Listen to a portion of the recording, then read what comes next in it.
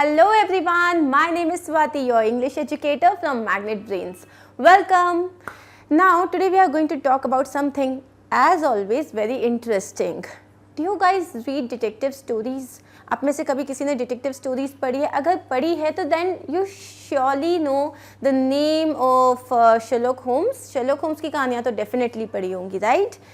And if you have read that, so do you ever feel like you also are a detective and you also would want to just hold a magnifying glass in your hand और उसके बाद looking for clues at a crime scene?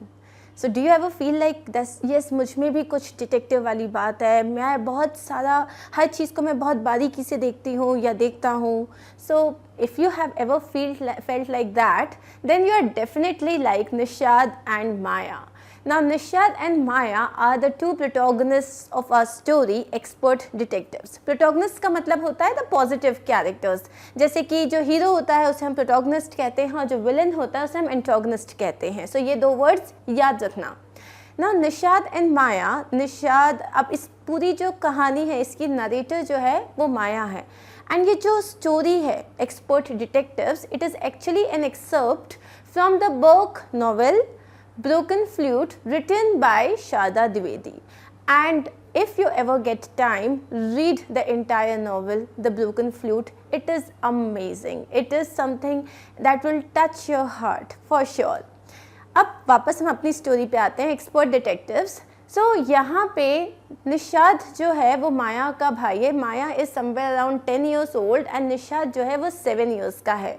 माया को लगता है वो बहुत बड़ी detective है, उसके अंदर सारी डिटेक्टिव वाली क्वालिटीज़ हैं, उसने बहुत सारी डिटेक्टिव स्टोरीज पढ़ी हुई हैं and she would want one day to catch a crook. Nishad जो है ये वर्ड का मीनिंग होता है it's the 7th note on the musical scale. जो सा वाला जो स्केल होता है उसको हम निशाद कहते हैं. तो घर में सब उसको लाइक ही वॉज निक नेम्ड 7, सब उसको 7 ही कहते थे. Now Nishad and Maya they were the detectives and they had read a lot of things and Maya Nishad को अपना असिस्टेंट समझती थी. क्यों? क्योंकि कोई भी सक्सेसफुल जो डिटेक्टिव होता है उसका एक असिस्टेंट तो होता ही है. और माया के लिए कौन था? निशाद था माया के लिए. अब माया को क्या करना था? She wanted to show the world that I am an amazing detective. लेकिन इसके लिए सबसे इम्पॉर्टेंट क्या है कि तुम्हारे पास कोई केस हो. और केस होना इतना आसान तो है नहीं, वो भी छोटे बच्चों को ऐसे कहाँ से कौन केस दे देता है. She wanted the world to notice her but she was very lucky. How was she lucky? She got a perfect subject, एक परफेक्ट केस मिला उसको इन मिस्टर नाथ. मिस्टर नाथ कौन है? मिस्टर नाथ जो है he is a man, you know, he's not an old man but he is like still a man who is not a very pleasant looking man. वो actually में एक patient है. So her mother is treating him and her mother is a doctor.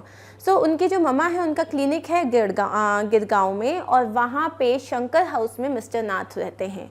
माया जब उनको देखती है तो उसको अचानक से वो जो उसकी डिटेक्टिव वाली फीलिंग होती है वो बाहर आती है और बोलती है ये आदमी एक क्रिमिनल है and now she wants to solve the case. She wants everyone to know that इस घर में एक क्रिमिनल रहता है and she had a lot of points.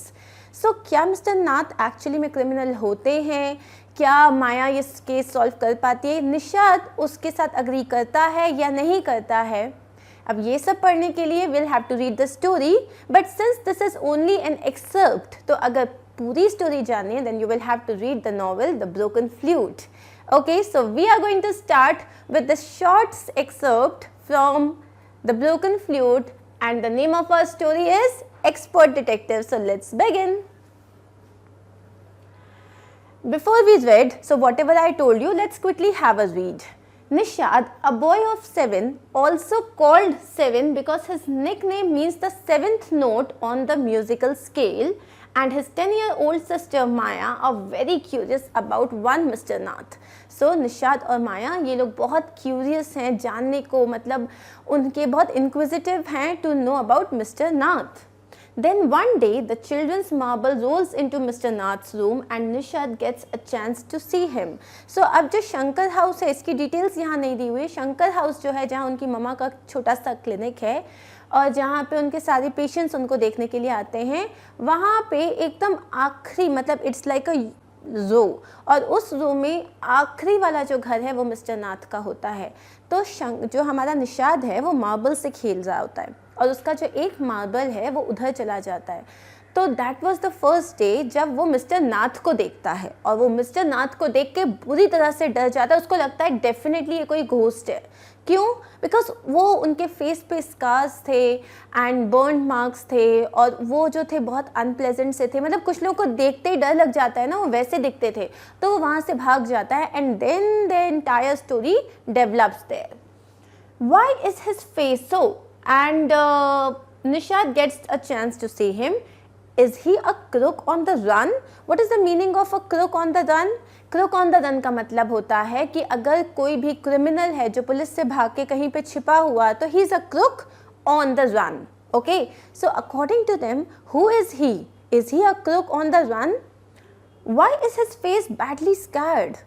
उनका जो फेस है वो इतनी बुरी तरह से स्कैर्ड क्यों है? मतलब उसमें इतने निशान क्यों हैं चोट के? Why has he no friends? उनके कोई फ्रेंड्स क्यों नहीं हैं? Nishad's mother, a doctor, knows Mr. Nath as a patient who is very polite. अब निषाद की जो मदर हैं वो कैसे जानती है मिस्टर नाथ को? क्योंकि वो उनके पेशेंट हैं, वो उनके पास अपनी किसी एलिमेंट के लिए आते हैं, एंड अकॉर्डिंग टू हर वो बहुत पोलाइट हैं. Now here begins the short excerpt from our story, like from the book, The Broken Flute, and here we go. As we walked back towards the clinic, Seven said, "He doesn't look anything like a monster."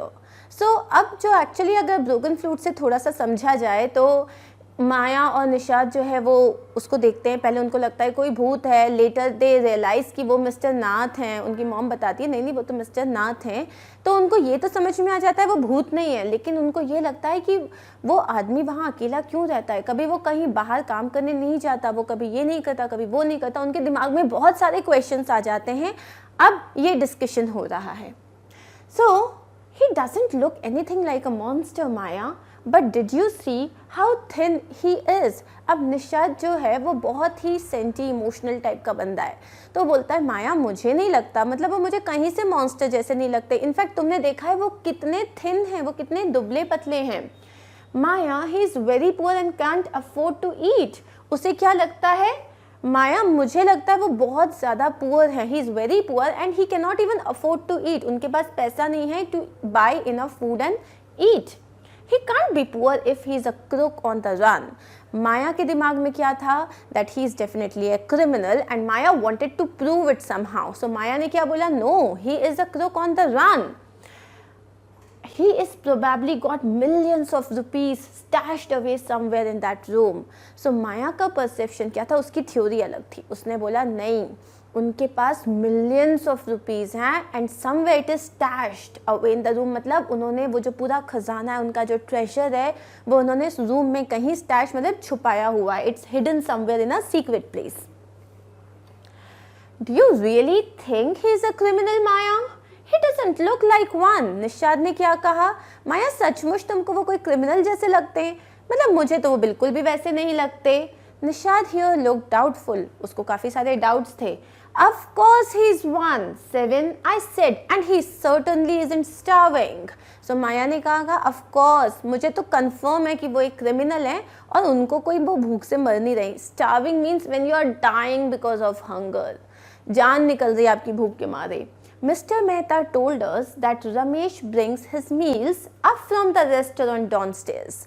So Mr. Mehta जो who works with their mother, उन्होंने क्या बताया था उनको कि एक रमेश है जो नीचे एक चाय की दुकान पे काम करता है. मतलब उनका छोटा सा रेस्टोरेंट है और वहाँ पे रोज़ वो उनके लिए सुबह शाम मील्स लेके जाता है और चाय लेके जाता है. But Maya, Mr. Mehta told us he doesn't work anywhere. So how can he possibly have money to pay for food? अब निषाद ने क्या कहा? लेकिन मिस्टर मेहता ने हमको ये भी कहा था कि वो कहीं काम नहीं करते. He doesn't work anywhere. So how come he'll pay for the food? यार if you are buying anything तो पैसे तो देने पड़ेंगे ना. ऐसे फ्री फोकट में तो कुछ मिलता नहीं है. So Nishad had another question. Maya said exactly you're right. he must have lots of money hidden somewhere, maybe in that trunk in his room. So वो जब उस दिन मार्बल गया था तब उन लोगों ने एक छोटा सा they quickly had a look at his room. तो उनके रूम में एक ट्रंक था, एक बहुत बड़ा सा बक्सा जैसा था. So माया ने कहा एग्जैक्टली सोचो वो कोई काम नहीं करते, उनके पास कोई पैसे नहीं है, तो ये रोज़ रोज़ जो है ये खाना जो उनके लिए आता है ये फ्री में तो आएगा नहीं. इसका मतलब उनके पास बहुत सारे पैसे कहीं पे छुपे हुए हैं. सो माया ने क्या कहा कि एग्जैक्टली यू आर राइट, अब तुमने सही बात पकड़ी है. He must have lots of money hidden somewhere and may be definitely in that trunk. वो जो उनके रूम में एक ट्रंक है ना, उसमें उन्होंने पैसे छुपा के रखे होंगे.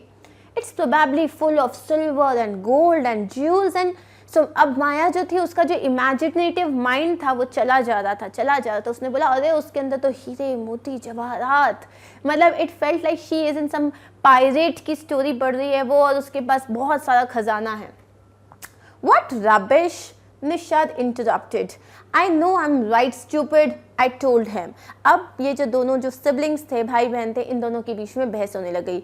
उसने बोला क्या what rubbish are you talking, कि उसके अंदर डायमंड्स एंड पर्ल्स और गोल्ड एंड सिल्वर होगा. सो माया ने बोला I know I am right stupid, मतलब तुम्हें कुछ नहीं पता, मुझे पता है मैं सही बोल रही हूँ. By the way seven, did you see his scars. So उसने बोला तुमने उनके स्कार्स देखे हैं कभी, जो उनको इतने सारे जो मतलब दाग हैं, उनको इतने सारे निशान हैं. I couldn't. It was too dark, but I bet he got them during a shootout with the police or something. उसने कहा कि मैंने ना एक्चुअली बहुत ध्यान से देखा नहीं, बहुत रात थी, मतलब वहाँ काफ़ी अंधेरा था जब उन लोग ने फर्स्ट टाइम मिस्टर नाथ को देखा था. मुझे डेफिनेटली लगता है कि जब पुलिस जो है उनका पीछा कर रही होगी और वहाँ पे शूट आउट चल रहा होगा तब उनको ये सारे स्कार्स आए होंगे. अब दिमाग तो दिमाग है, चलता है तो फिर रुकता ही नहीं है. तो माया का दिमाग फुल ऑन चल रहा था. Mummy told us quite clearly that they were burn scars. अब निशाद की मम्मा इज अ मदर और उसने बोला हमारी मॉम ने ना क्लियरली बताया कि वो बर्न स्कार्स है, कोई शूट आउट, कोई बुलेट के स्कार्स नहीं है. Perhaps the police had to set his house on fire to force him out, I suggested. माया ने अपनी दूसरी थ्योरी निकाली कि मुझे लगता है कि वो कहीं छुपे होंगे और उस घर से उनको बाहर निकालने के लिए पुलिस ने उस घर में आग लगा दी होगी, और आग से बचने के लिए जब वो बाहर आए होंगे तब उन्हें ये बर्न स्कार्स होंगे.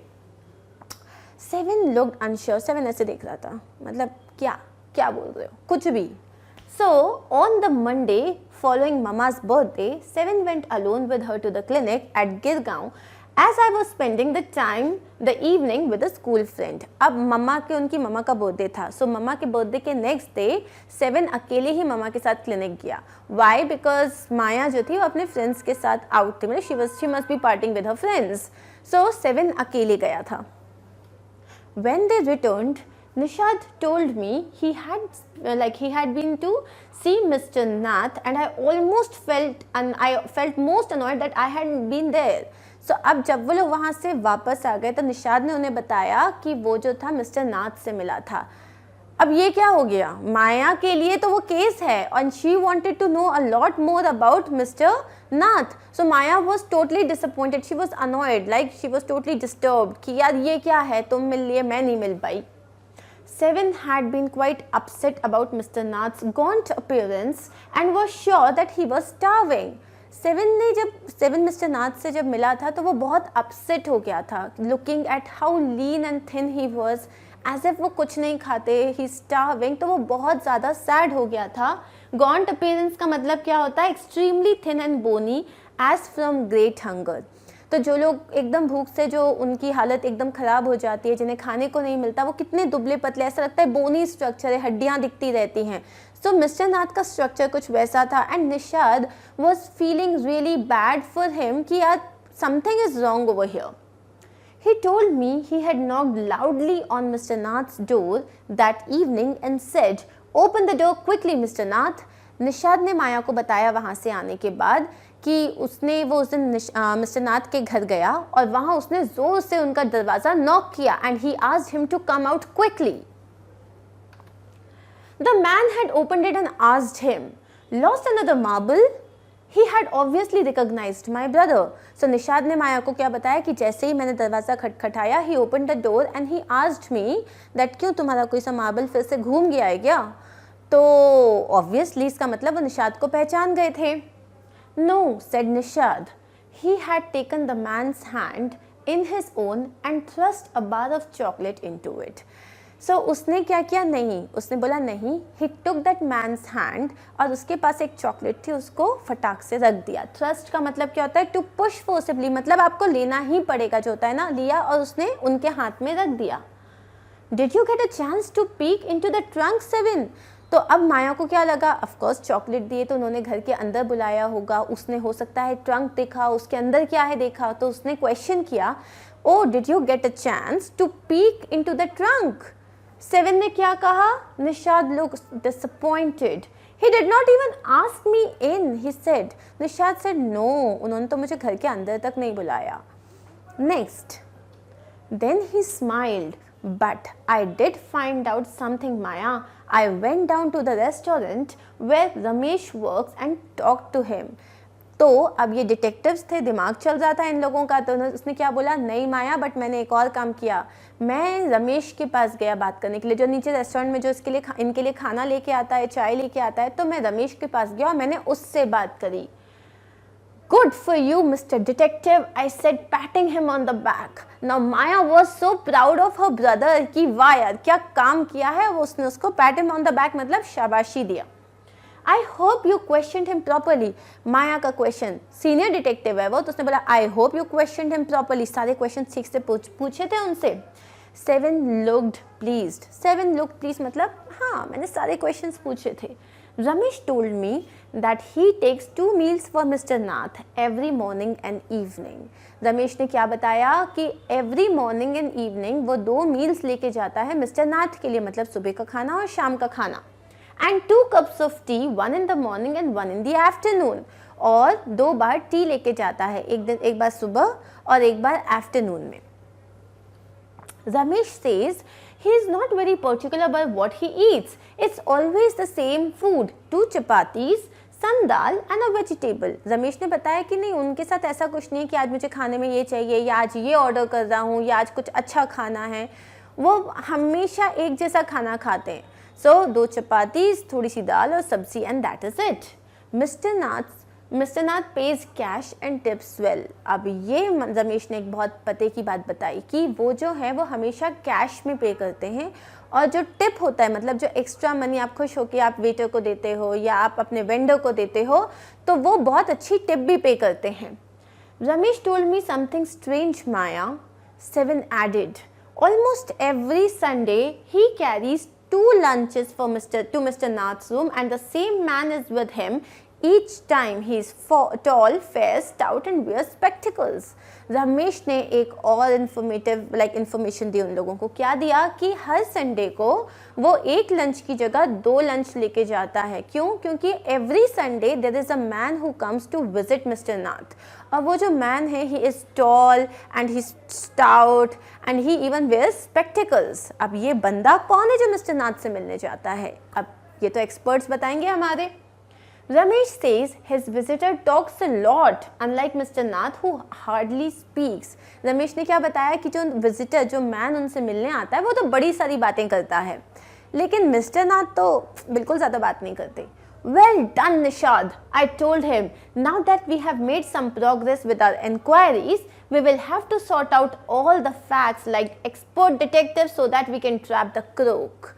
अब माया जो थी वो फुल फॉर्म में आ गई। उसने क्या बोला? वेल डन निशाद, अब हमारे पास बहुत सारी इन्फॉर्मेशन है, अब हमें सारी इन्फॉर्मेशन को प्लेस बाय प्लेस मतलब पॉइंट बाय पॉइंट प्लेस करना चाहिए और अब हमें उस क्रूक को पकड़ लेना चाहिए। अब हमें उस क्रूक के अगेंस्ट में पूरे जो क्लूज हमें मिले हैं उससे हमें उसके खिलाफ प्रूफ जो है वो बनाना स्टार्ट कर देना चाहिए।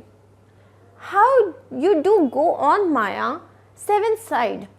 How can you possibly imagine he's a crook? He looks so ordinary.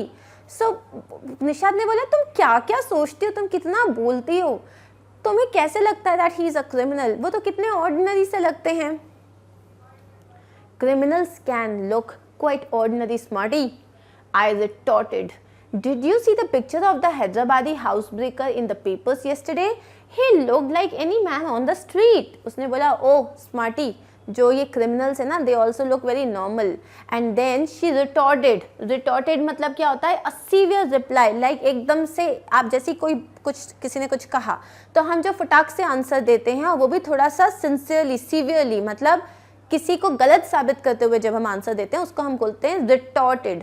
सो उसने क्या किया, उसने बोला क्रिमिनल्स जो होते हैं ना वो भी नॉर्मली दिखते हैं, ठीक है. And then she gave an example of like some crime जिसमें कोई हैदराबादी हाउस ब्रेकर था. वो he was a Hyderabadi person and he was a house breaker, मतलब उसने लूट किया था किसी घर पे. तो उसने बोला तुमने उसकी पिक्चर देखी थी, वो he was just like any other person, जैसे सड़क में कोई भी चलता है वो एकदम वैसा ही लग रहा था. उनके चेहरे पे लिखा थोड़ी ना होता that I am a crook. Nishad look doubtful. Nishad के मन में ये बात आ ही नहीं रही थी कि जो मिस्टर नाथ हैं वो एक क्रिमिनल हैं. वो ये चीज़ को एक्सेप्ट नहीं कर पा रहा था. The monsoons broke the next day. अब नेक्स्ट डे क्या था, उनका स्कूल था, but the monsoons broke which means बहुत ज़ोर से बारिश होने लग गई. Dark clouds accompanied by blinding flashes of lightning and roaring rolls of thunder burst with all their fury. So dark clouds accompanied by blinding flashes of lightning. So पूरे घने black बादल जो होते हैं वो पूरे छाए हुए थे और बहुत जोर से बिजली कड़क रही थी. So this entire thing, dark clouds accompanied by blinding flashes of lightning. ये क्या है, ये एक descriptive language है. Roaring rolls of thunder burst with all their fury.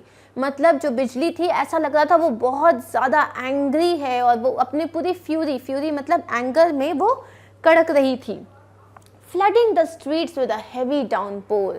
And as a result क्या था कि जो पूरा स्ट्रीट्स थे उस पर फ्लड आ गया था, मतलब पूरा वो पानी से भर गया था.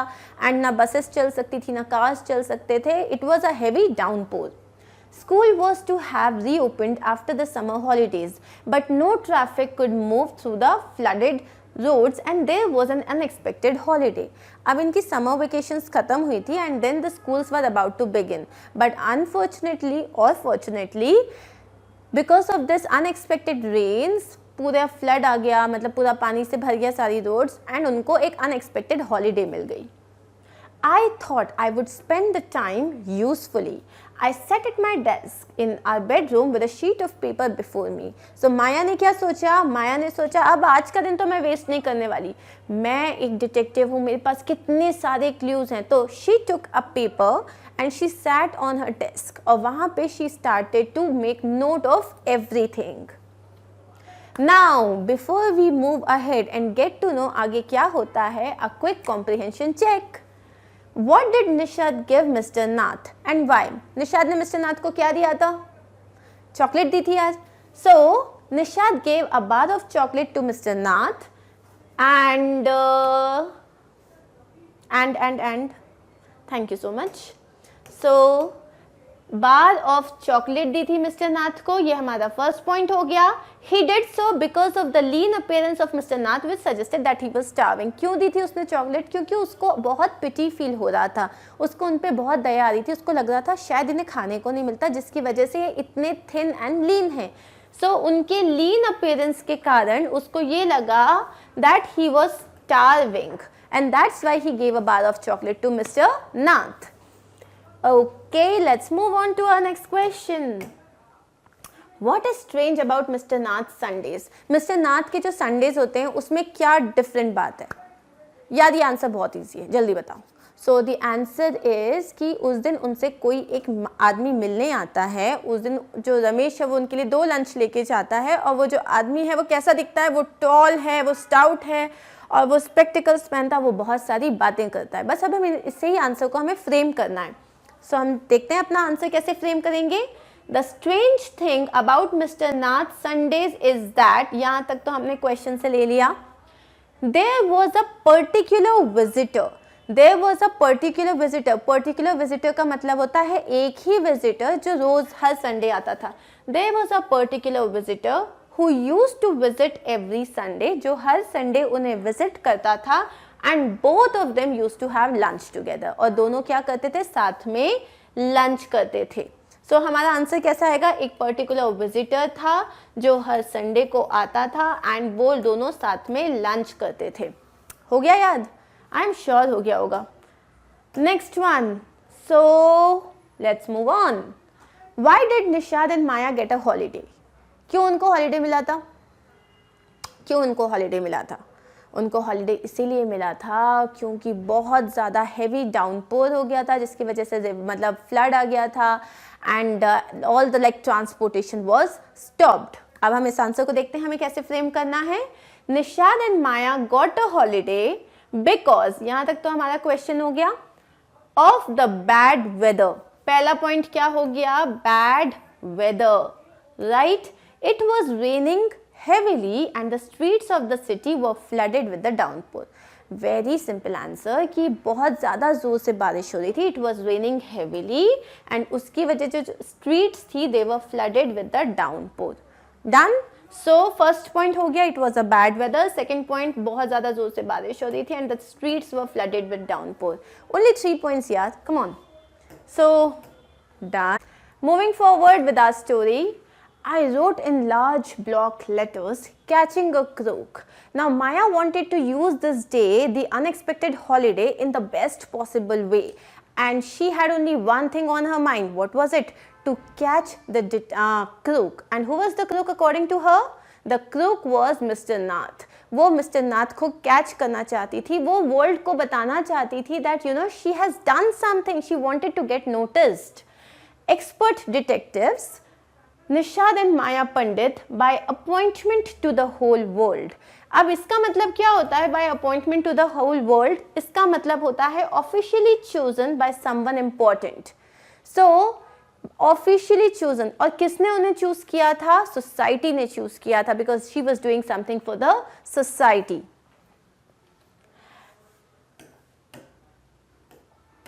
Okay, then I began writing. So माया ने लिखना स्टार्ट किया. About half an hour later, I turned towards Seven, who was lying on his tummy, chin cupped in his palms, reading comics.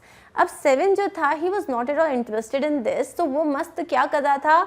वो बेड पे लेटा हुआ कॉमिक्स पढ़ रहा था. उसके कप, मतलब इसमें ये जो लिखा है चिन कप्ड इन हिज पाम्स का मतलब क्या होता है? इस तरीके से, जैसे यहाँ पे वो इमेज में बैठा हुआ है, तो वो इस तरीके से बैठा हुआ था.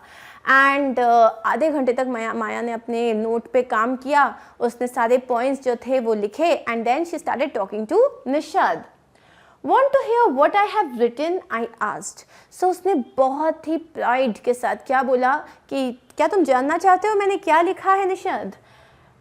He looked up questioningly and उसने पूछा ऐसे कि क्या लिखा है? क्वेश्चनिंग. उसने ऐसे मतलब he looked, he did not say anything, he only looked at her questioningly. मतलब कि क्या?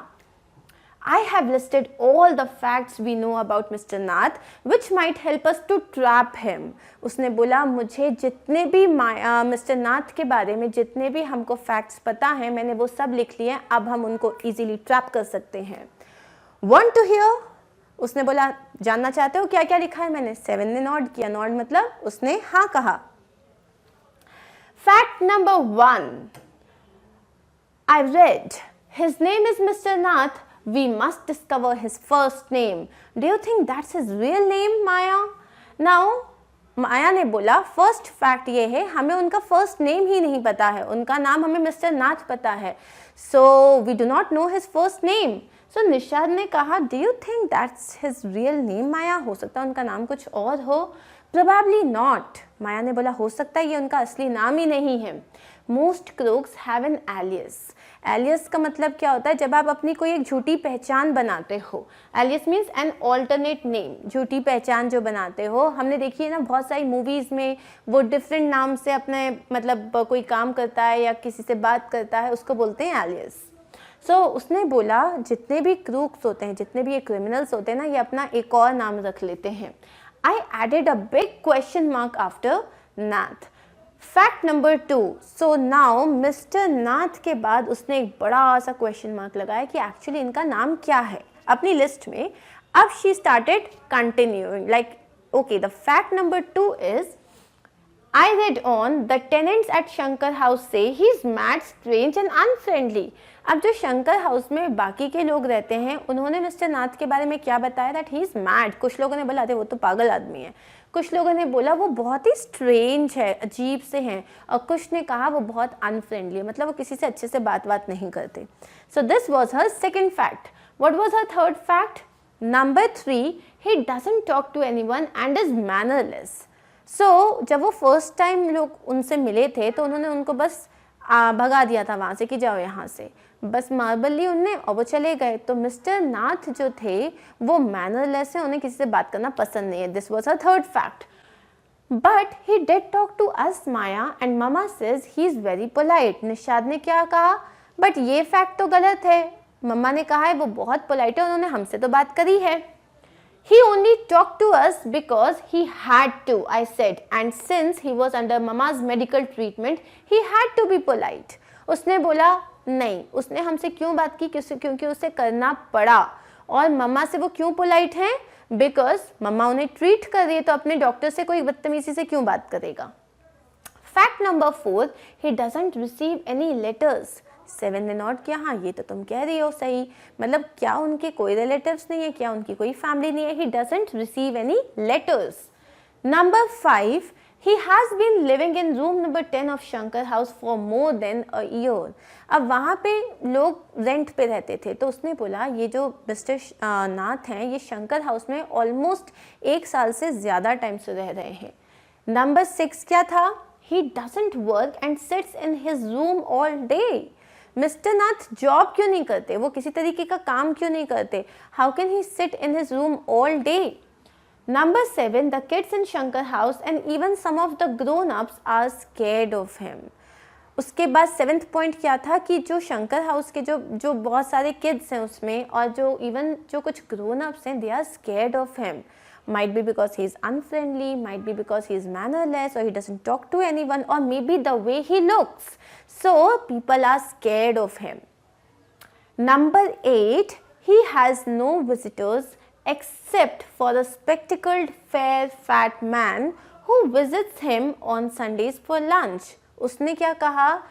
And उन्हें कोई लेटर नहीं लिखता, वो किसी के घर नहीं जाते, वो अपने घर से बाहर नहीं आते, वो किसी से बात नहीं करते, और उनको सिर्फ एक आदमी मिलने आता है, वो भी संडे को. वो कैसा दिखता है? He is tall, he is fair, he is stout and he wear spectacles. Spectacles मतलब वो चश्मे पहनता है. Now number 9, food and tea are taken to his room by Ramesh from the restaurant downstairs. He doesn't care what he eats, pays his bill immediately and tips well. उसने बोला अब जो 9th point है वो ये है कि रमेश उनके लिए खाना और चाय लेके जाता है, और उन्हें कोई मतलब ही नहीं है कि वो क्या खा रहे हैं, जो बनता है वो उसको खा लेते हैं. And he even page in cash exactly at that time, and he even tips well. That ends my list, which means उसने बता दिया ये 9 पॉइंट्स हैं, 9 फैक्ट्स हैं जो मैंने मिस्टर नाथ के बारे में लिखे हैं. Have I forgotten anything 7? फिर वो 7 से पूछती है 7 is there anything that I'm forgetting, क्योंकि 7 कौन है? वो तो उसका असिस्टेंट है. Nishad had obviously not been paying too much attention to my list of facts. अब उसने क्या बोला, नरेट क्या कर रही है वो, कि निशाद जो है, जो मैं इतनी सारी बातें कर रही थी उसमें hardly he was paying any attention.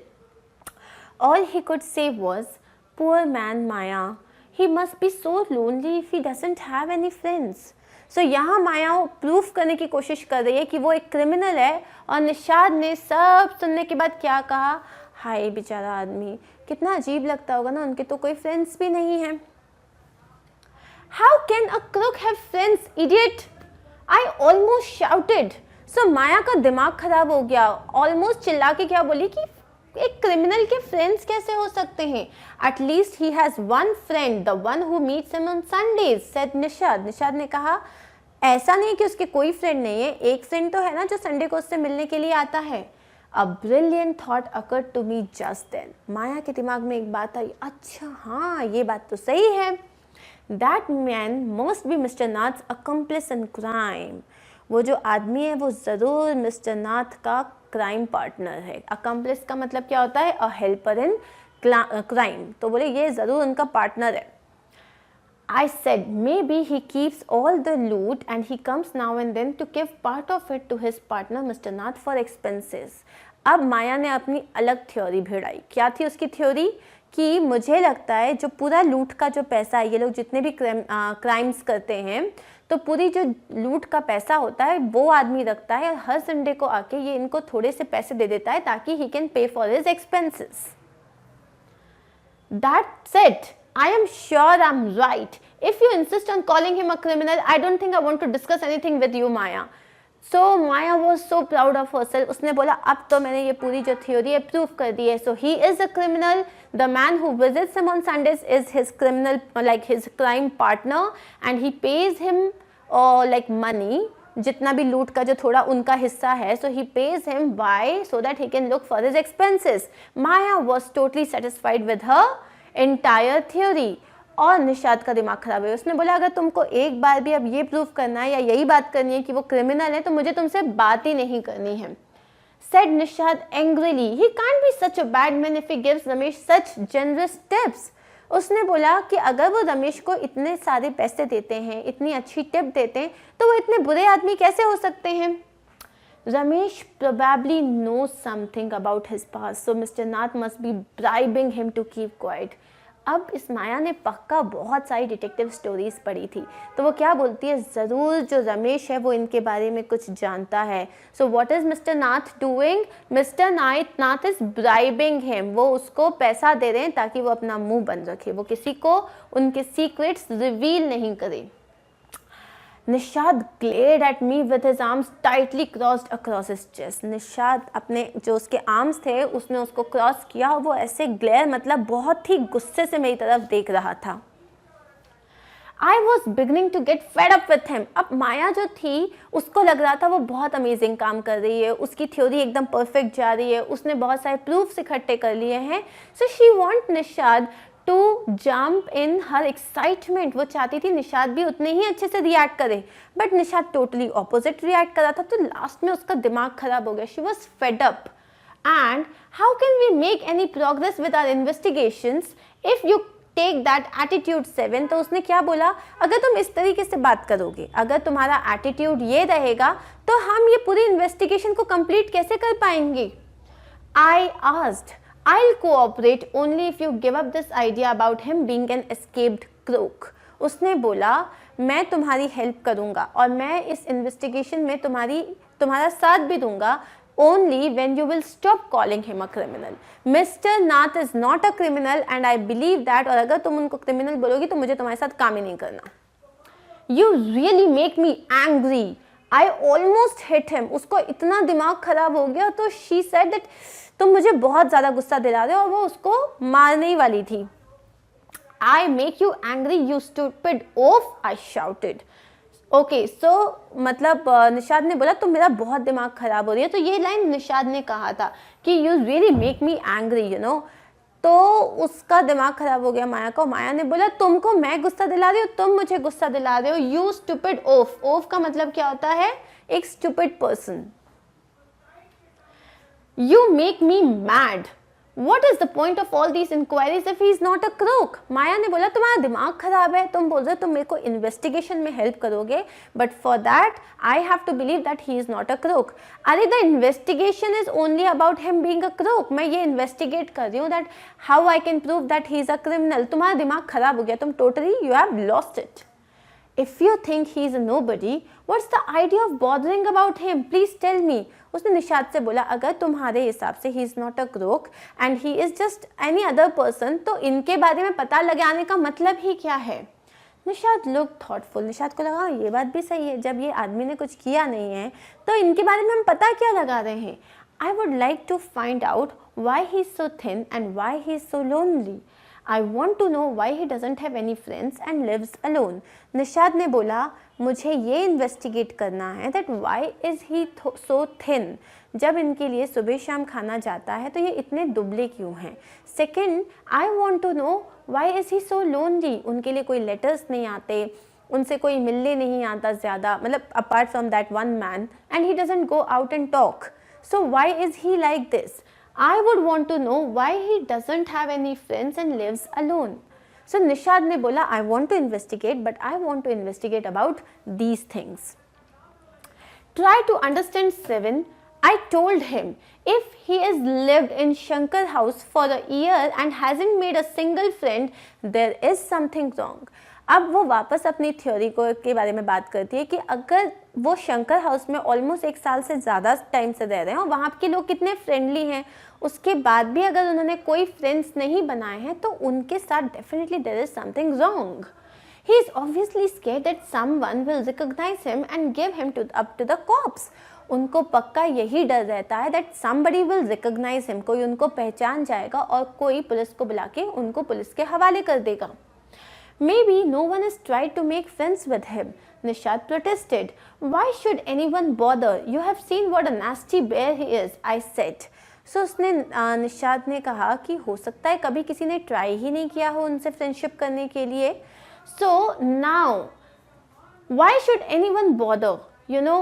So अब माया जो थी वो बहुत गुस्से में थी. उसने बोला क्यों कोई बॉदर करे, अगर किसी को फ्रेंडशिप करनी है तो सामने वाला भी तो अपना इनपुट देगा ना, क्यों कोई बॉदर करे. और वैसे भी डिड यू सी हिम, वो कितने ज़्यादा he looks like a nasty bear, मतलब वो कितने एकदम गंदे भालू जैसे दिखते हैं. She was talking about his appearance. I don't care. Now everywhere where it is written 1, it's I. I don't care, said Nishad stubbornly. I like him and I'm going to try to be his friend. Nishad ने क्या कहा, मुझे तुम्हारी theories नहीं सुननी है, तुम्हें जो सोचना है सोचो, मैं उनको बहुत पसंद करता हूँ और मैं उनसे फ्रेंडशिप करूँगा. Friends with a crook? हाँ, you're crazy. 7 and I said. उसने क्या कहा, तुम्हें एक क्रिमिनल से दोस्ती करनी है, तुम्हारा दिमाग टोटल खराब हो चुका है 7. The cops will take you to jail with him. Do you want that to happen, you idiot? उसने क्या बोला, उनके साथ जो पुलिस वाले ना वो तुमको भी जेल लेके चले जाएंगे. Do you want that to happen? And she was calling him an idiot. Nishad merely glared at me and quietly walked out of the room. अब निशाद ने क्या है, कुछ बोला ही नहीं, उसने सिर्फ उसको देखा गुस्से से and he just walked out the room. My theories seem to have made no impression on him at all. जितनी भी माया ने अपनी थ्योरीज दी उससे निशाद के उसको कोई फ़र्क ही नहीं पड़ा. उसका जो एक परसेप्शन था मिस्टर नाथ के लिए that he has not done anything wrong, वो बिल्कुल भी चेंज नहीं हुआ and he just left the room. Now is mister Nath actually a criminal? Is mister Nath like lonely because he would want to be? Who's that man who comes to be with him on Sundays? So the first question is, what does Nishad find out about Mr. Nath from Ramesh? Arrange the information as suggested below. Now you have a lot of questions over here that इसमें जैसे इसमें सिर्फ what he eats लिखा हुआ है. So आपके पास बहुत सारे questions हैं कि निशाद को मिस्टर नाथ के बारे में क्या क्या पता चला था रमेश से. So एक question है what he eats, next question है when he eats, then what he drinks and when and how he pays. So ये 4 questions हैं, हम इसको question wise answer check करते हैं इसका. So Nishad finds out the following. Nishad found out the following about Mr. Nath from Ramesh. First thing, he is not very particular about what he eats. So what he eats का answer क्या है, that उनका कुछ ऐसा fix नहीं है. He is not specific about what he eats. He eats 2 chapatis, dal and a vegetable. So कोई भी दाल चलेगी, कोई भी सब्जी चलेगी, करेले की भी चलेगी. Okay. So next question is when he eats. When he eats का आंसर क्या है, he eats in the morning and evening. इतना सिंपल आंसर है. कब खाते हैं वो, एक बार सुबह खाते हैं, एक बार शाम को खाते हैं. उसके बाद what he drinks and when, क्या पीते हैं वो. So he doesn't drink Rooh Afza और fruity. He drinks 2 cups of tea, 1 in the morning and 1 in the afternoon. So वो 2 कप चाय लेते हैं, एक सुबह और एक दोपहर में. What does Nishad found out about how he pays? So how he pays? He pays in cash and also gives tip to Ramesh. So he pays in cash और वो टिप नहीं देते, वो टिप्स भी देते हैं. He give tips to Ramesh. Now next question, let's move on. अब second question क्या है. फर्स्ट क्वेश्चन बहुत सिंपल था, अगर ये क्वेश्चन आता और किसी ने गलत किया ना तो सोच लेना, ठीक है. Second question, Why does Maya think Mr. Nath is a crook? Who does she say the Sunday visitor is? अब ये क्वेश्चन के दो पार्ट्स हैं. फर्स्ट पार्ट सेज कि माया को क्यों लगता है कि मिस्टर नाथ जो है वो एक क्रिमिनल है, और सेकेंड इज कि वो जो संडे को उनको विजिट करने आते हैं वो कौन है. Maya thinks that Mr. Nath is a crook because he does not have any friends even after spending more than a year at the place. First point क्या है? क्योंकि उनके कोई फ्रेंड्स नहीं हैं, जबकि वो almost more than a year वो शंकर हाउस में रह रहे हैं, उसके बाद भी उनके कोई फ्रेंड्स नहीं है. First point done. Second point क्या है? Also, he does not talk to anyone and does not have any visitors anytime except for the visitor who meets him on Sundays. Now, second point is no one writes letters to him and nobody visits him. So, he does not talk to anyone and उनके कोई भी visitors नहीं है. तो ये हमारा second point हो गया कि वो किसी से बात नहीं करते. थर्ड point हो गया कि उनके कोई visitors नहीं हैं, और except for one visitor who visits him on Sundays. अब वो संडे के विजिटर के बारे में क्या कह रही है? She says that the Sunday visitor is his partner in crime and visits him on Sundays to give him his share of money. So Sunday visitor के बारे में she saying that he is his partner in crime. ये हो गया Sunday visitor का first point.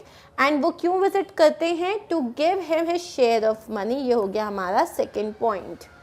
So answer की length please मत देखना, हमारे पास बहुत सिंपल पॉइंट्स हैं इसमें. फर्स्ट इज उनको क्यों लगता है कि जो मिस्टर नाथ हैं वो एक क्रिमिनल है. First point, because he has got no friends.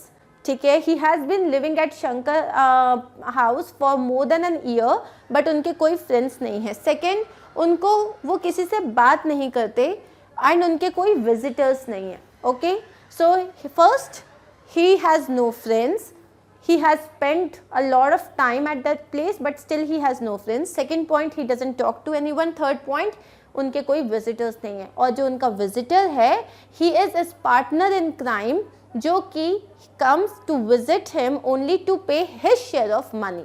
उनके हिस्सा देने के लिए वो आता है. Let's see the next question. Does Nishad agree with Maya about Mr. Nath? How does he feel about him? क्या निशाद माया के साथ अग्री करता है? क्या उसको भी लगता है कि मिस्टर नाथ जो हैं वो एक क्रिमिनल हैं? सो ऑब्वियसली यही हमने पूरे चैप्टर में पढ़ा है कि निशाद के हिसाब से mister Nath is not a criminal. No, Nishad does not agree with Maya about mister Nath. ये तो हमने पूरा अपने क्वेश्चन से ले लिया, right? He thinks that Mr. Nath is lonely and poor person who is starving. उसके हिसाब से मिस्टर नाथ लोनली हैं एंड पुअर हैं और वो स्टार्व कर रहे हैं. ये 3 पॉइंट्स बहुत इंपॉर्टेंट हैं. These are the keywords: lonely, poor and he is starving. He thinks that Mr. Nath is a kind person who, despite having less money for himself, gives tips to Ramesh. उसके हिसाब से mister नाथ क्या है? वो बहुत kind person है. ठीक है, he is a kind person.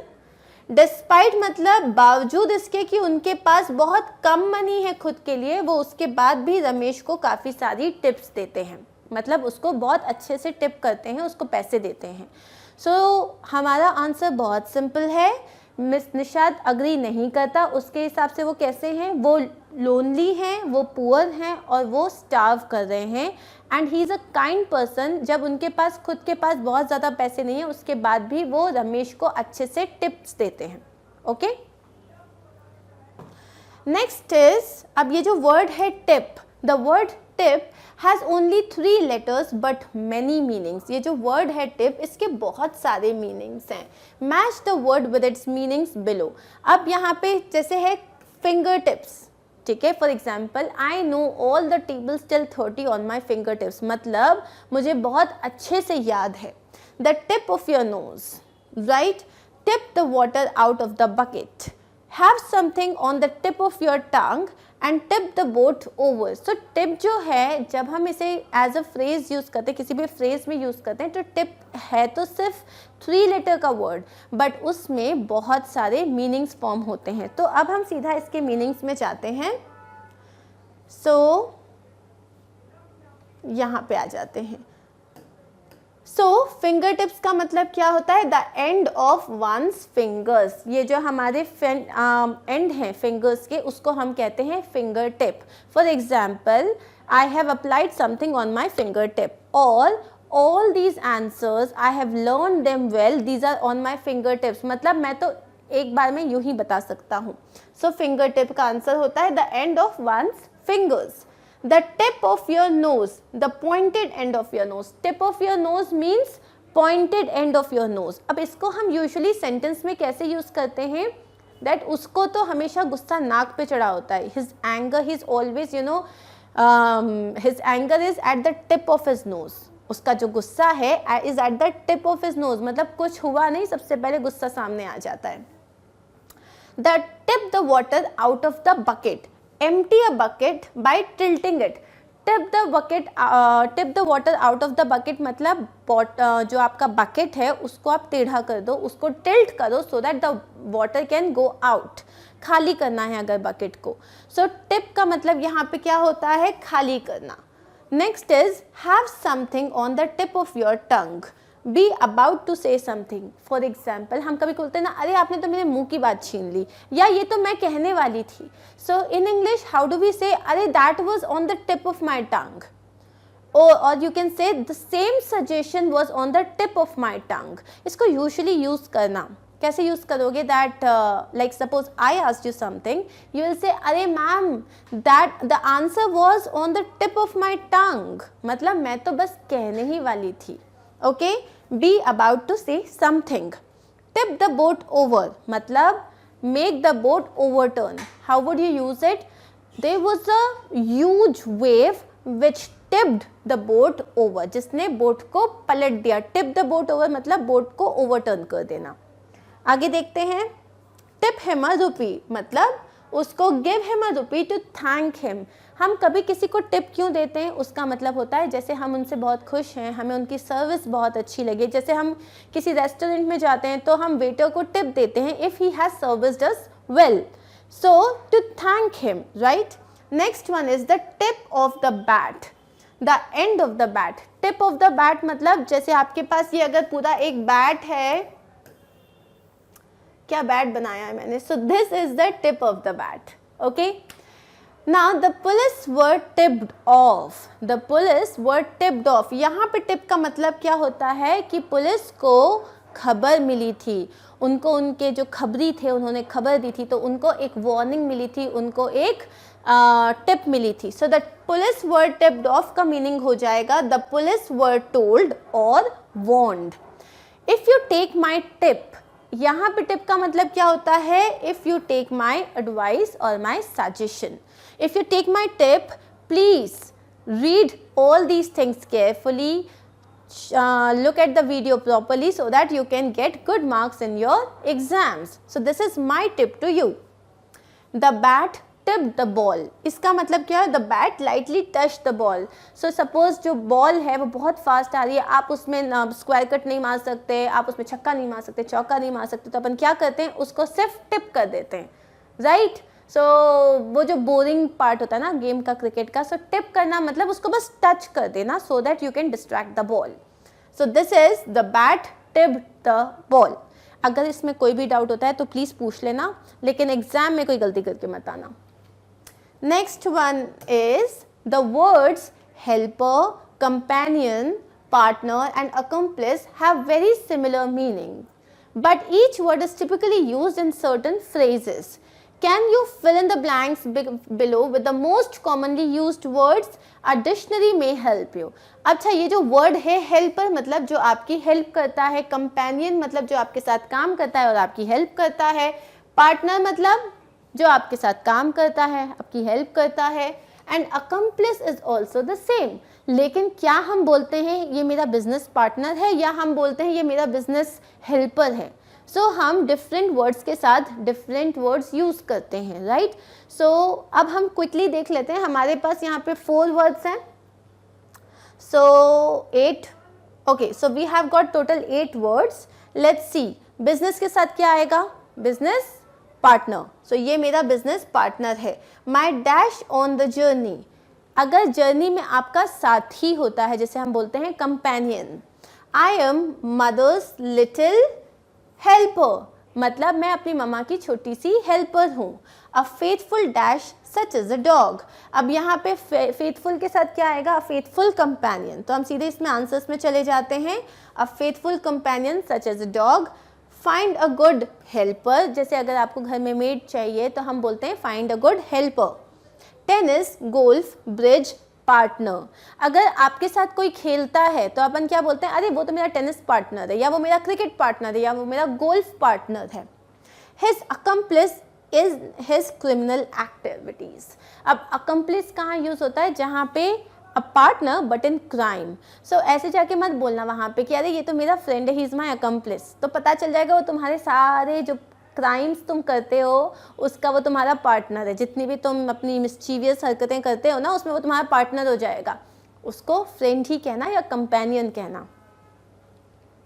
Next one is, now let us look at the uses of the word break. Match the word with its meanings below. Try to find at least 3 other ways in which to use the word. अब जैसे हमने last word कौन सा discuss किया था? Tip. Similarly जो word break है इसके भी बहुत सारे मीनिंग्स निकलते हैं. अब हम उन्हें चेक करते हैं. Right, so I will directly go to the answers. So first है the storm broke. The storm broke मतलब अचानक से तूफान आया. Okay, so this kind of weather ended. The storm broke and ended. यहाँ पे द स्टॉर्म ब्रोक का actually मतलब होना चाहिए कि जैसे द स्टॉर्म ब्रोक का मतलब होता है कि वो आ गया, वो एकदम से आया. तो यहाँ पे this kind of weather ended and the storm came. Daybreak मतलब क्या होता है? सुबह की शुरुआत, the beginning of daylight. His voice is beginning to break मतलब क्या होता है? Changing as he grows up. उसकी जो वॉइस है इट्स बिगनिंग टू ब्रेक का मतलब होता है कि उसकी जो वॉइस है अब वो चेंज हो रहा है. जैसे आप बच्चे होते हो, आप छोटे होते हो तो आपकी वॉइस बहुत बच्चों जैसी होती है. अब आप बड़े हो जाते हो तो आपकी वॉइस में एक हैवीनेस आ जाती है, एक भारीपन आ जाता है. तो हिज वॉइस ब्रोक का मतलब होता है his voice changed as he grows up. अच्छा, इसका एक और भी एक सिंपल मीनिंग होता है. जैसे if you are talking on phone and you say your voice is breaking, so doesn't mean कि तुम्हारी वॉइस चेंज हो रही है. दैट मीन्स दैट कुछ कनेक्शन इशू है और तुम्हारी जो वॉइस है वो डिस्टर्ब्ड हो रही है या इंटरमिटेंट तरीके से आ रही है. हर voice broke and she cried. यहाँ पे इसका क्या मतलब है? उसका गला भर आया. Could not speak was too sad to speak. Her voice broke, जैसे आपका गला भर आता है तो क्या होता है? हम बोल नहीं पाते. राइट, तो हर वॉइस ब्रोक का मतलब यहाँ पे है that she was so sad that she was not able to speak. Why? Because she was about to cry. She was on the verge of crying. The heat wave broke. It began or burst into activity. The heat wave broke का मतलब क्या होता है? It began or burst into activity. मतलब जो heat wave थी वो start हो गई. जैसे कि अभी समर्स आने वाले हैं. सो मई में जब वो 9 तपे आते रहते हैं तब क्या होगा? तब एक हीट वेव चलेगी. Right, the heat wave broke का मतलब हो जाएगा इट बिगेन और burst. It started basically. Broke the bad news. Now broke और ब्रेक द बैड न्यूज़ इसका मतलब होता है किसी को वो बैड न्यूज़ देना. So gently told someone the bad news. So someone, if for example, if somebody passed away, so you will have to say this that you know, और कौन बताएगा उनको, उनकी फैमिली को? Somebody will have to break this bad news to them. Next is break a strike. End it by making the workers submit. मतलब break the strike. Now suppose all the workers are striking. Now these days the farmers are striking. So how do we break their strike? By listening to their demands. Right? The machine broke down. Machine broke down मतलब machine चलना बंद हो गई. So the machine underwent a sudden physical damage. मतलब उसमें कुछ तो हुआ and मशीन चलना बंद हो गई. That is the machine broke down. So now working with writing part, let's start. Who do you think Mr. Nath is? Write a paragraph or 2 about him. अब जितना भी हमने मिस्टर नाथ के बारे में पढ़ा उससे आपको क्या लगता है मिस्टर नाथ कौन है? क्या आपको वाकई लगता है वो एक क्रिमिनल है, या आपको लगता है वो कोई may be he is a lonely person जिनके लाइफ में कुछ प्रॉब्लम्स चल रही होंगी? सो अपने हिसाब से you have to form a paragraph. Now let's see what we have what we have got for you. I think Mr. Nath is just an ordinary man who is probably not eating well. So as per the entire thing, what did I write? I am writing that मेरे हिसाब से Mr. Nath is just any other person. He is an ordinary man and maybe he is not eating well. See, खाना आ गया है इसका मतलब ये नहीं है ना कि हमने खा भी लिया है.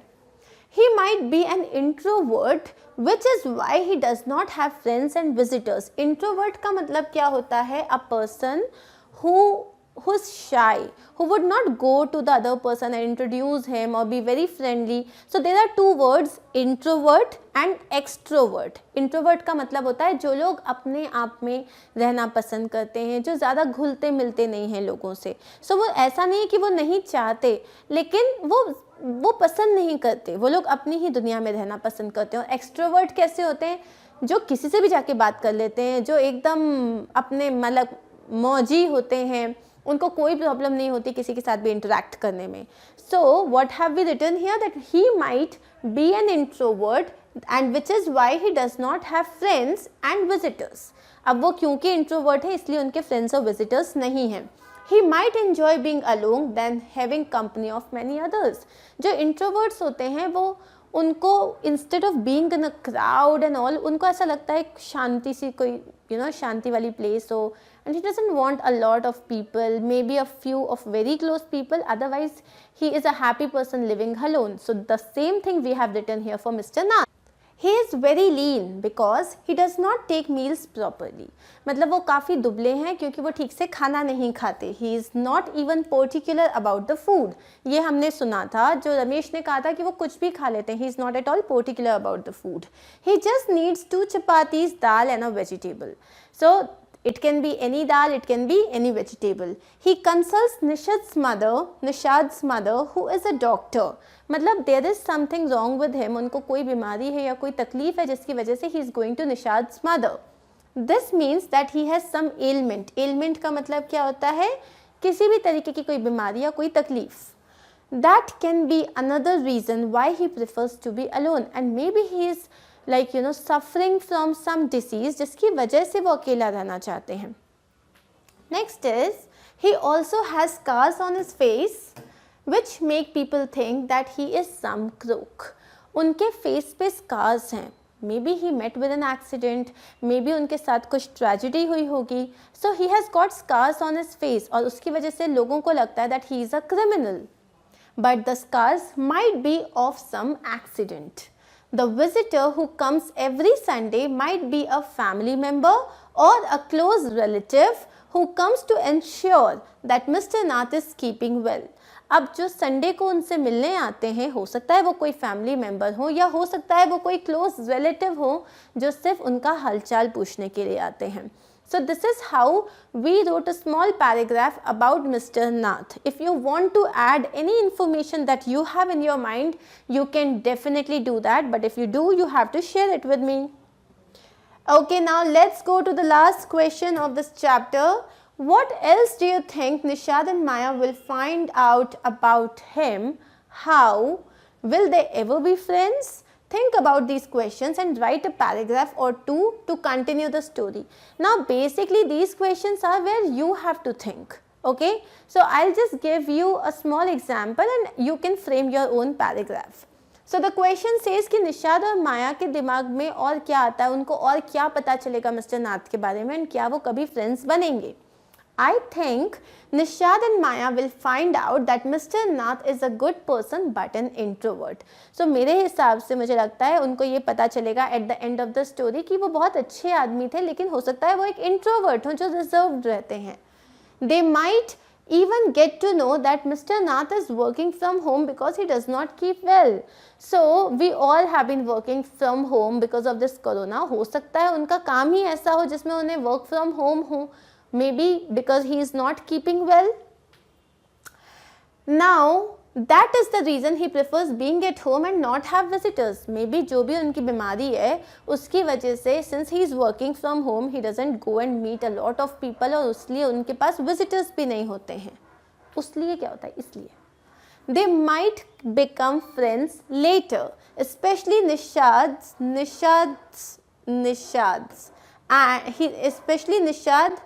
Nishad, he thinks that he is a good man. Okay, so especially Nishad, he thinks that he is a good man. So उनको मतलब what I feel is कि yes at the end of the story they will definitely become friends और वो especially Nishad के friend बनेंगे. क्यों? क्योंकि he has a very good perception about him. उसने जो उनके बारे में जो thoughts हैं उसके मन में वो बहुत अच्छे हैं. Maya might come to know the truth later and regret her thoughts about him. So maybe Maya, as of now, she thinks that he is a crook, he is a criminal. Later she'll get to know that नहीं, Mr. Nath जो है वो एक बहुत अच्छे आदमी हैं और maybe she will regret her thoughts. The poetess of this poem is Maud Rubin. She was a poet with over 100 published poems. इन्होंने 100 से ज़्यादा poems जो हैं वो publish की हैं and 42 state and national awards to her name. इन्होंने 42 state and national awards जीते हैं और इनकी जितनी भी सारी पोम्स हैं उसके लिए इन्होंने एक बुक भी पब्लिश करी थी, लीव्स ऑफ लॉरेल.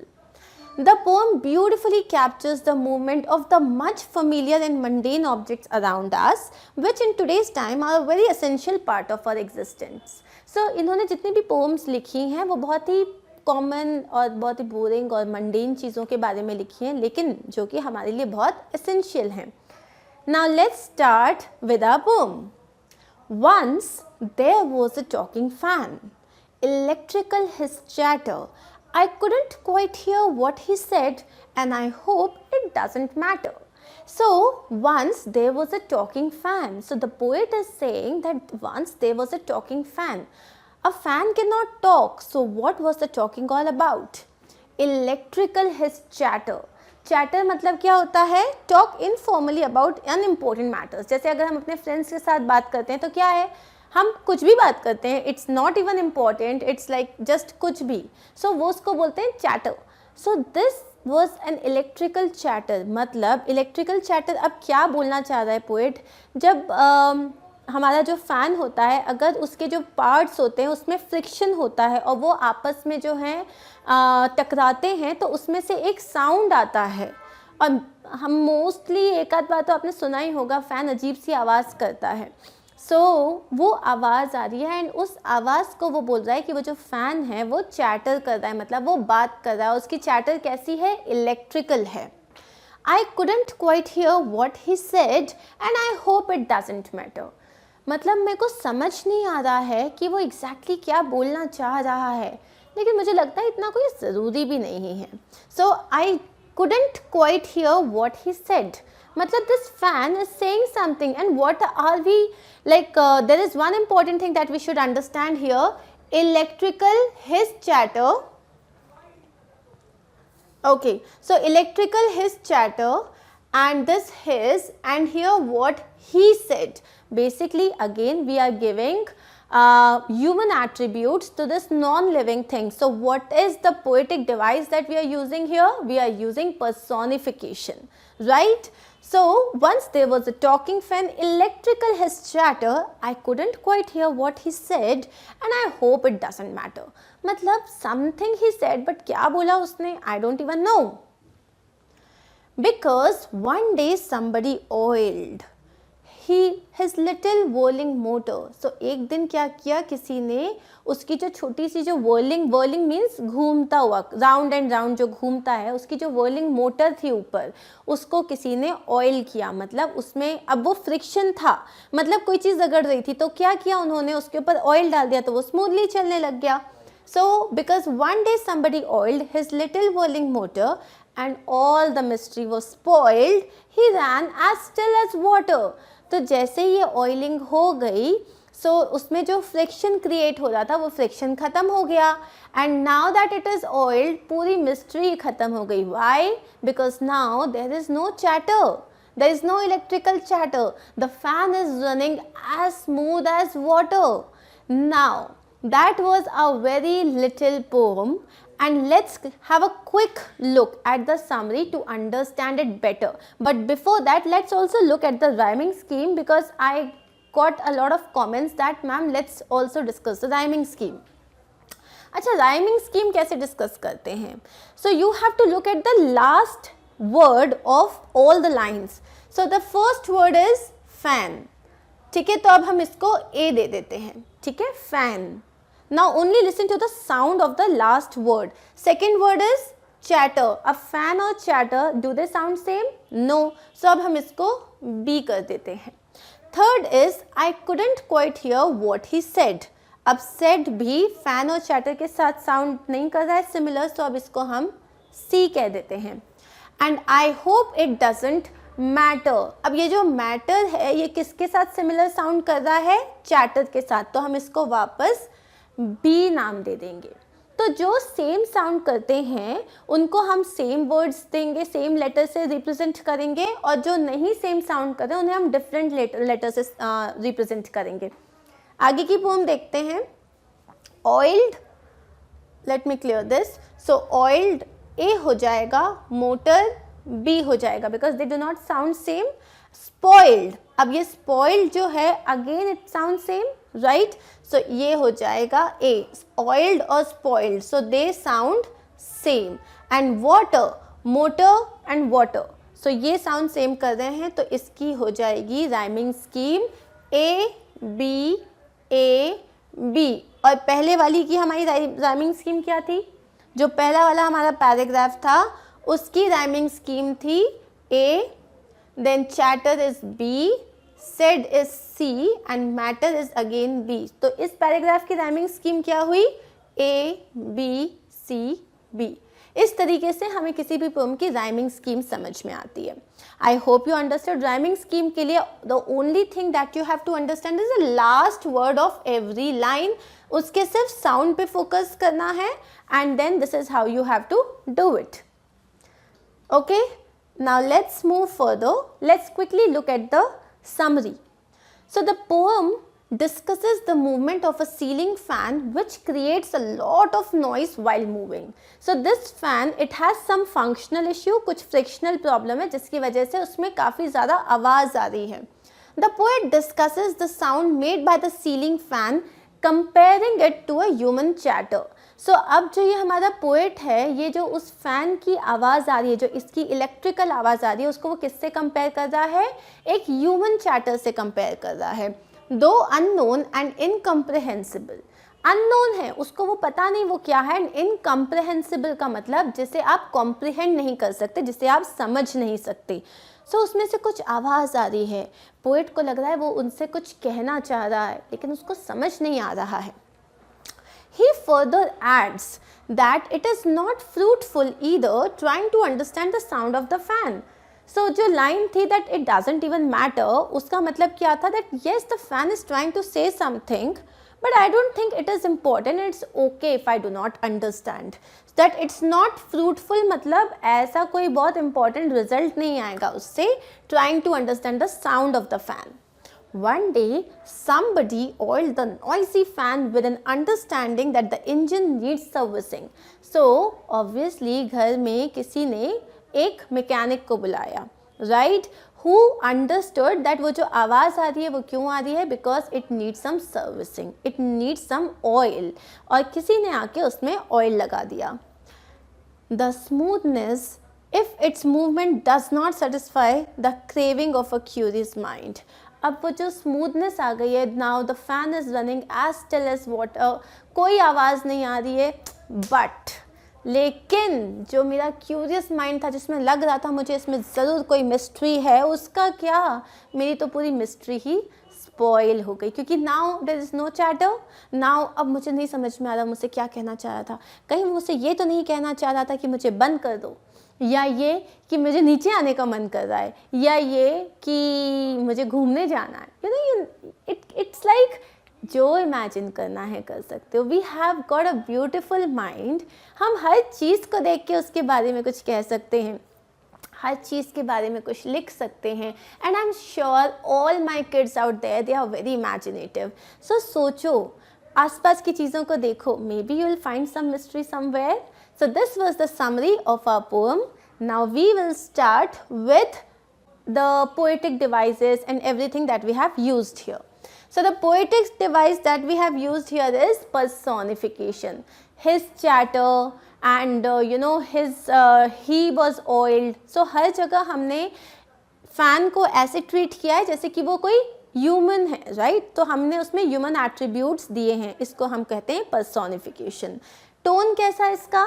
ये जो पूरी पोम है इसका टोन है क्यूरियस एंड ह्यूमरस, मस्ती वाली पोम है ना, ऐसा टॉकिंग फैन और ओ माय गॉड हमारी तो पूरी मिस्ट्री ही स्पॉइल हो गई, तो इसको देख के ऑब्वियसली हंसी आती है, तो it's humorous and also it shows that how curious is our poet. So कैसा हो गया इसका tone? Curious and humorous. Now theme, to capture the mundane lifeless things around us. हमारे आसपास जो एकदम लाइफलेस चीज़ें हैं, जो बहुत ही बोरिंग चीज़ें हैं, उनको थोड़ा सा क्रिएटिव करना है, ये हमारी थीम थी। Now we'll start with the question answers which are given at the end of the poem. Fans don't talk, but it is possible to imagine that they do. What is it then that sound like the fans chatter? So fans तो बात नहीं करते, but हम तो imagine कर सकते हैं. So what is it then that sound? You know, जो fan के जो chatter की जैसी आवाज़ आती है, वो actually आवाज़ है क्या?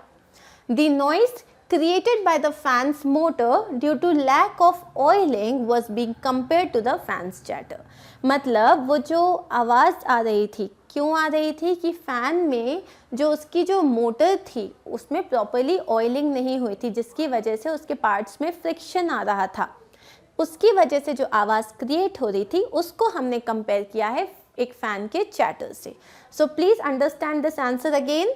The noise created by the fan's motor due to lack of oiling, मतलब कम ऑयलिंग कम थी, लैक ऑफ मीन्स किसी चीज़ की कमी के कारण, was being compared to the fan's chatter. Now let's look at the second question. Complete the following sentences. The chatter is electrical because, क्यों है वो electrical? The chatter is electrical because the noise is being produced by electrical motor of the fan. ये तो common sense है. Chatter को हमने electrical इसीलिए कहा है because fan is an electrical device, और जो नॉइस आ रही है वो उसकी इलेक्ट्रिकल मोटर की वजह से आ रही है. So let's look at the answer once again. The chatter is electrical because, इतना तो पूरा क्वेश्चन में ही है. The noise is being produce, ये नॉइस कहाँ से प्रोड्यूस हो रही है? ये इलेक्ट्रिकल मोटर से प्रोड्यूस हो रही है. Next one is complete the following sentences. It is mysterious. क्यों है ये mysterious? Because we cannot understand what the fan is speaking. अरे mysterious इसलिए क्योंकि हमें समझ नहीं आ रहा वो फैन कहना क्या चाह रहा है. हाँ, अगर आप लोगों के पास कोई एक्स्ट्रा पावर्स हैं जिसमें आप मुझे बता सकते हो कि मैम वो ये कहना चाह रहा था, तो अलग बात है. मुझे तो नहीं आया, मेरे पास तो कोई पावर नहीं. So it is mysterious because we cannot understand what the fan is trying to speak. Next one is, what do you think the talking fan was demanding? वो फैन जो था वो कुछ बोल रहा था, वो कुछ कहना चाह रहा था. वो क्या कहना चाह रहा था? The talking fan was demanding some oil. उसे भूख लग रही थी और वो बोल रहा था मुझे ऑयल दो. It was seeking attention of the people at home to put oil into the motors. So वो चिल्ला चिल्ला के सबको बता रहा था कि अरे भाई, I need some oiling, थोड़ी सी ऑयलिंग चाहिए मुझे. Once it got oiling, it became silent. So एक बार उसको मस्त ऑयलिंग मिल गई तो वो zip up, right? So let's see the answer. The talking fan was demanding some oil. क्या कर रहा था वो? ऑयल डिमांड कर रहा था. It was seeking attention. Seek मतलब होता है वो दूसरों का attention लेना चाह रहा था, मांग रहा था, so that people do understand to put oil into the motor. Once it got oiling, it became silent. एक बार उसको ऑयलिंग हो गया तो वो एकदम शांत हो गया. How does an electric fan manage to throw so much air when it is switched on? अब ये पूरा हमारा फिजिक्स का क्वेश्चन है, साइंस का क्वेश्चन है कि जब हम एक इलेक्ट्रिकल मोटर को स्टार्ट करते हैं, एक फ़ैन को स्टार्ट करते हैं, इतनी सारी हवा कहाँ से आ जाती है? कहाँ से आती है? घूम रहा है वो, तो हमें इतनी सारी हवा कहाँ से आती है? An electric fan manages to throw so much air when it is switched on. So ये तो पूरा यहाँ से लेके यहाँ तक तो आपका क्वेश्चन हो गया. As it has an electric motor which rotates. इसमें क्या होता है? एक इलेक्ट्रिक मोटर होता है जो रोटेट करती है and makes the 3 blades of the fan move round and round at a specified speed. So यहाँ पे आपने देखा होगा तो एक मोटर होती है, उस मोटर के साथ जो है एक 3 प्लेट्स जो हैं वो अटैच होते हैं। क्या फ़ैन बनाया मैंने, वाह। सो ये जो प्लीज़ ऐसा फ़ैन मत बना के आना कभी भी। सो ये जो फ़ैन है इसकी ये जो 3 ब्लेड्स होते हैं, तो जब ये motor round and round move करती है तो उसके चक्कर में ये जो तीनों ब्लेड्स हैं ये भी मूव करते हैं एंड व्हेन दे मूव हमको बहुत सारी हवा आती है, बिकॉज ये जो मोटर है उसके कारण जो फ़ैन होता है वो एक स्पेसिफिक स्पीड में राउंड एंड राउंड मूव करता है। So let's read the answer once again.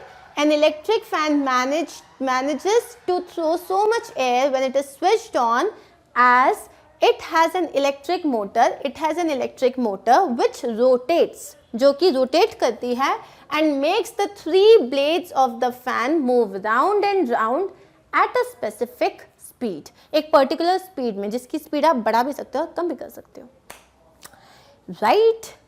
Okay, next question. Is there a talking fan in your house? Create a dialogue between the fan and the mechanic. अच्छा, आप लोग के घर में है क्या लिटरली एक ऐसा फ़ैन जिसमें से टंग टंग टंग कोई आवाज़ आती है? मेरे घर में है एंड ट्रस्ट मी, मुझे इतनी आदत हो गई कि अब वो आवाज़ नहीं आती ना तो मुझे ऐसा लगता है ओवर साइलेंस है घर में और उसकी वजह से नींद भी नहीं आती, तो ऐसा लगता है कुछ मिसिंग है आज। सो अगर आपके घर में ऐसी कोई फ़ैन है, ऐसा कोई फ़ैन है, तो अब हम एक डायलॉग क्रिएट करेंगे, जैसे कि एक मैकेनिक है और एक फ़ैन है, दोनों आपस में बात कर रहे हैं। It's going to be very much fun. I have done something like that for you, let's look at it. Mechanic, hey I just realize that you are a talking fan. Mechanic ने बोला, ओ माई God, मुझे अभी अभी realise हुआ तुम तो talking fan हो।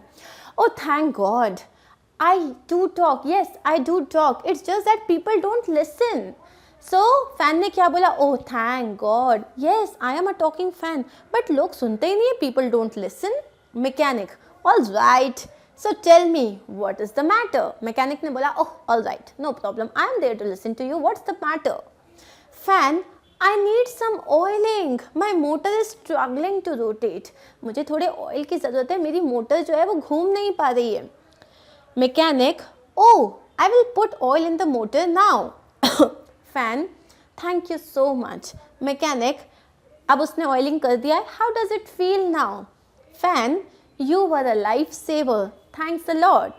So this is how we created a small conversation between the fan and the mechanic. Now you can add a lot of things. For example, the fan starts complaining, the people in this house, they don't even listen to me, I don't understand what's happening. And the mechanic says, come on, don't lose a heart. Okay, just it's okay, I am there to help you. So you can create as many sentences as you want and make it look very attractive and humorous. So I'm done. On this note, we finished our poem, Mystery of a Talking Fan. So I hope you liked it, I hope you understood it. We discussed the poem, we discussed the summary, we discussed the rhyming scheme and the poetic devices and all the question answers. So we are sorted. Exam में बहुत अच्छे से करके आना and in the next video we'll continue with the further chapters of our honeycomb book. Till then, take care, stay connected, stay safe. Thank you, bye bye.